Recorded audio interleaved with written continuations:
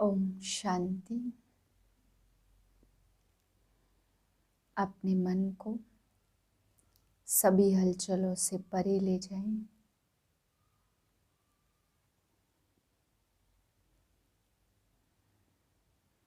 बिल्कुल शांत अवस्था में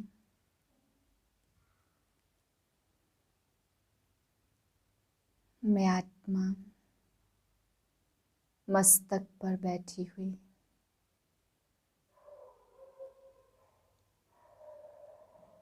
शांति की किरणें फैला रही हूँ।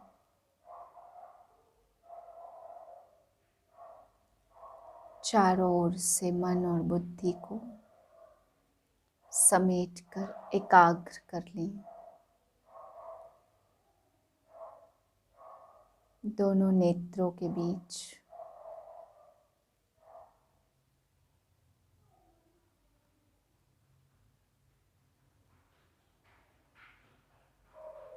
इस शरीर से अलग मैं आत्मा चमकता हुआ ज्योतिर्बिंदु हूँ।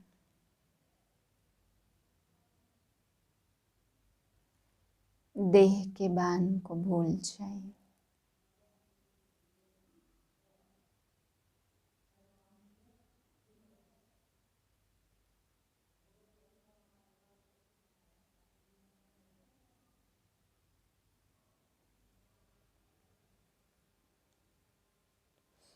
बीस 11/2021 के महावाक्य हैं। आज की मुरली का पहला प्रश्न है, हमें बाप से क्या रखना है। दूसरा प्रश्न है, सर्वव्यापी होने से क्या होता है। तीसरा प्रश्न है, कौन सी बात हमें पक्की करनी है। चौथा प्रश्न, बुरा काम कौन सा है। पांचवा प्रश्न है, क्या बात याद रखनी है। छठा प्रश्न, बदकिस्मती किसे कहते हैं। सातवां प्रश्न है, एक दो को देखने के बजाय क्या देखो। मुरली का सार है, मीठे बच्चे सबको एक बाप का ही परिचय दो। एक बाप से लेन देन रखो। बाप को ही अपना सच्चा पोता मिल दो।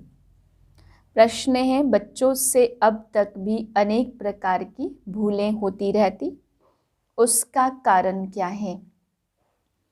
उत्तर है, मुख्य कारण है योग में बहुत कच्चे हैं। बाप की याद में रहते तो कभी कोई बुरा काम हो नहीं सकता। नाम रूप में फंसेंगे तो योग लग नहीं सकता।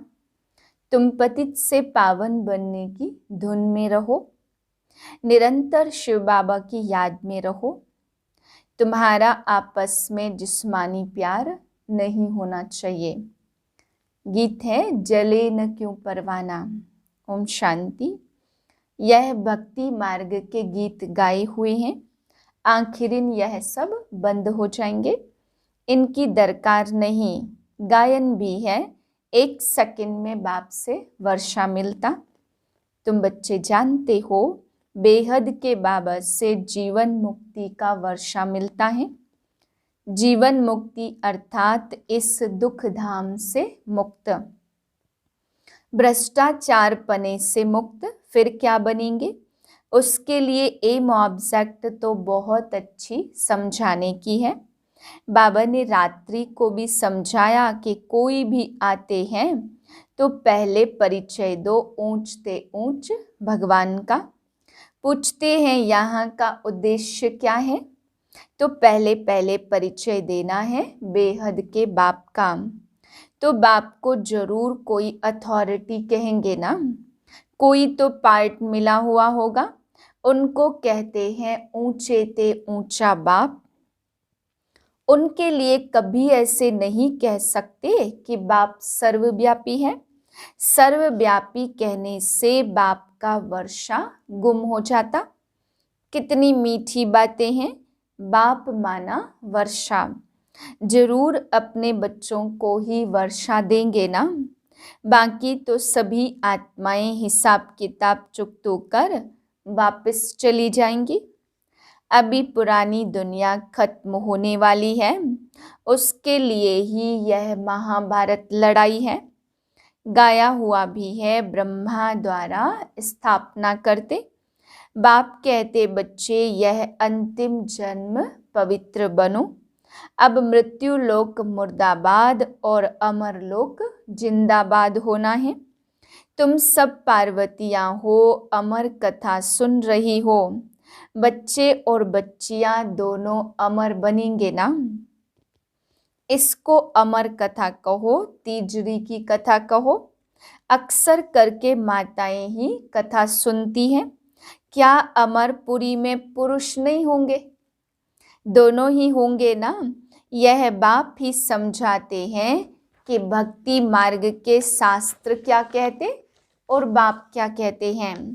यह भी कहते भक्ति का फल देने भगवान आते हैं। बरोबर सतयुग में इन देवी देवताओं का ही राज्य था। इन्हों को फल किसने दिया? कोई भी साधु सन्यासी आदि तो दे न सके। यह भी जानते हो भक्ति भी सब एक जैसी नहीं करते। जो बहुत भक्ति करेगा उनको फल भी जरूर ऐसा ही मिलेगा। जो पूज्य थे वही पुजारी बने। भक्ति का फल तो मिलेगा ना। यह बातें भी सब समझानी होती है। पहले पहले त्रिमूर्ति पर समझाना है। ऐसा नहीं कि पहले सीढ़ी के चित्र पर ले आओ, ब्रह्मा विष्णु शंकर का, फिर लक्ष्मी नारायण का। बाकी भक्ति मार्ग के चित्र तो ढेरों के ढेर हैं। पहले पहले बोलो कि बेहद का बाप है, जिससे हम बेहद का वर्षा लेते हैं। ऊंचे ते ऊंचा भगवान और वर्षा भी ऊंचे ते ऊंचा देते हैं।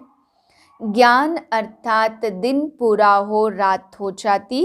दिन में सिर्फ सूर्यवंशी चंद्रवंशी हैं। यह बातें नटशेल में समझाने की बहुत सहज है। मूल बात ही यही है।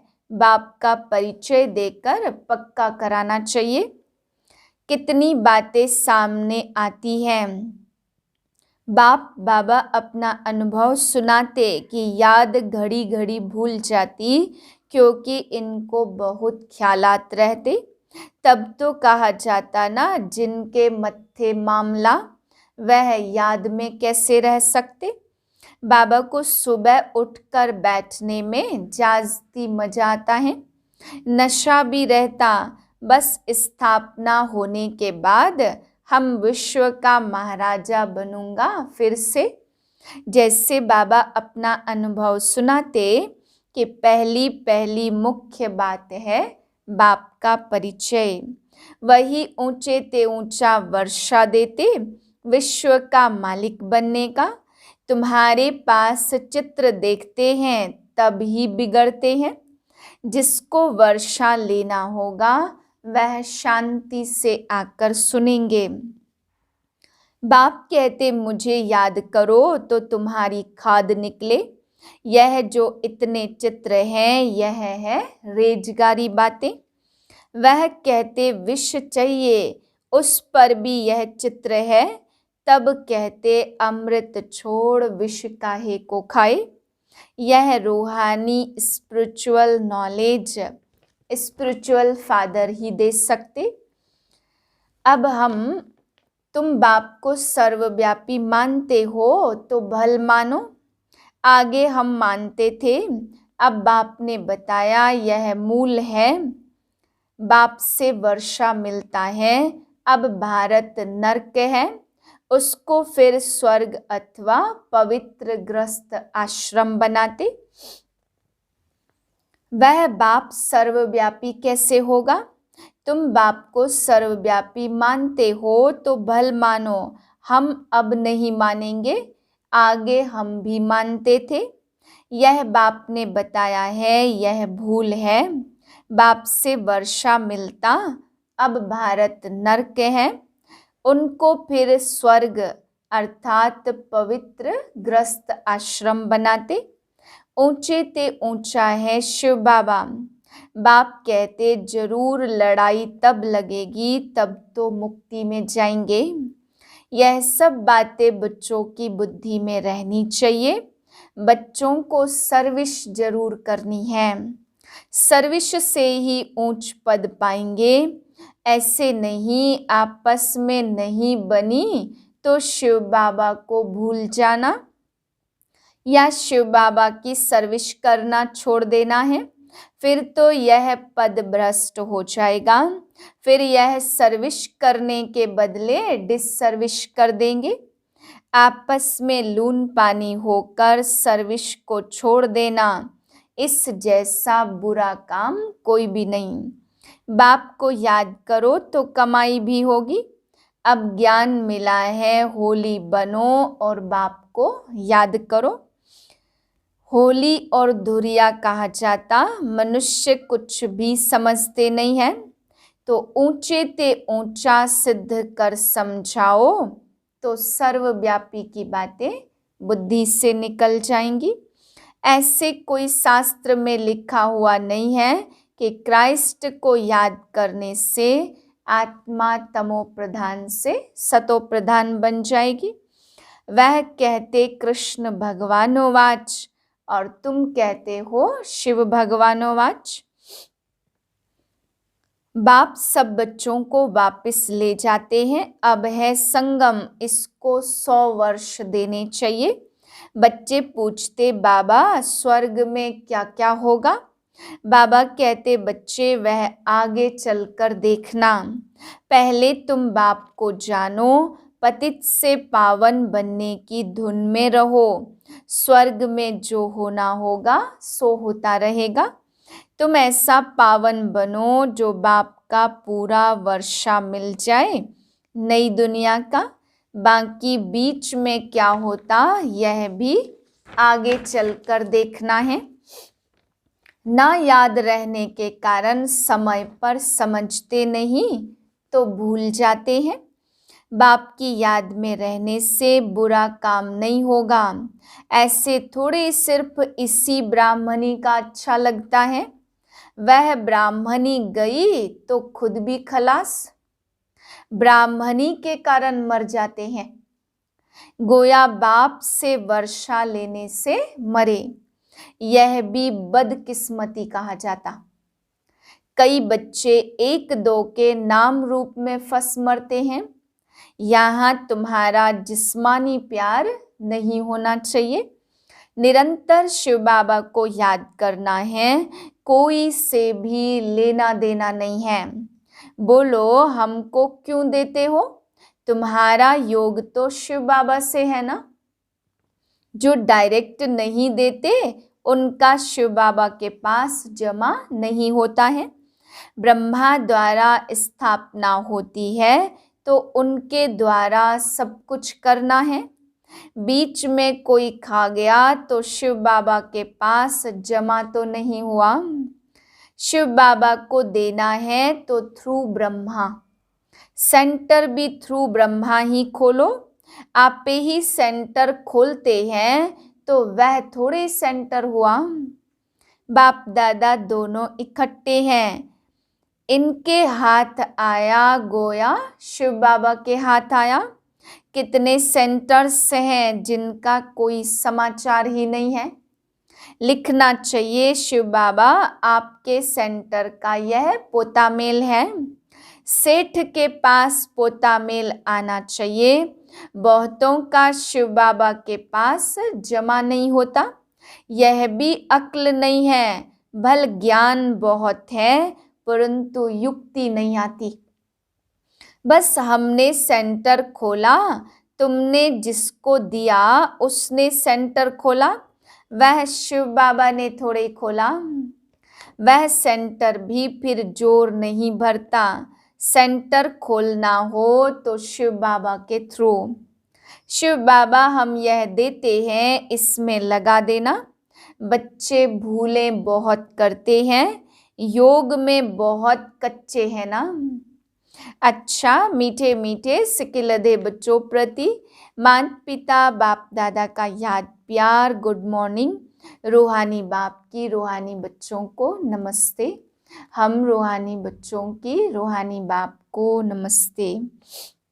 धारणा के लिए है पहली पॉइंट, ज्ञान के साथ साथ अपना भविष्य बनाने की युक्ति भी सीखनी है। एक बाप से वर्षा लेना है। किसी देहधारी के पीछे बदकिस्मत नहीं बनना है। दूसरी पॉइंट है, आपस में किसी बात के कारण बाप की सर्विस नहीं छोड़नी है। सवेरे सवेरे उठकर अपने आप से बातें करनी है। याद करने की मेहनत करनी है।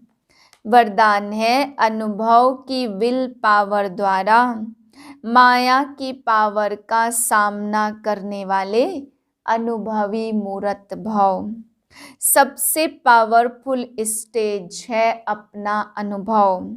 अनुभवी आत्मा अपने अनुभव की विल पावर से माया की कोई भी पावर का, सभी बातों का, सर्व समस्याओं का सहज ही सामना कर सकती है और सभी आत्माओं को संतुष्ट भी कर सकती है। सामना करने की शक्ति से सर्व को संतुष्ट करने की शक्ति अनुभव के विल पावर से सहज प्राप्त होती है। इसलिए हर खजाने को अनुभव में लाकर अनुभवी मूर्त बनो। स्लोगन है, एक दो को देखने के बजाय स्वयं को देखो और परिवर्तन करो। ओम शांति।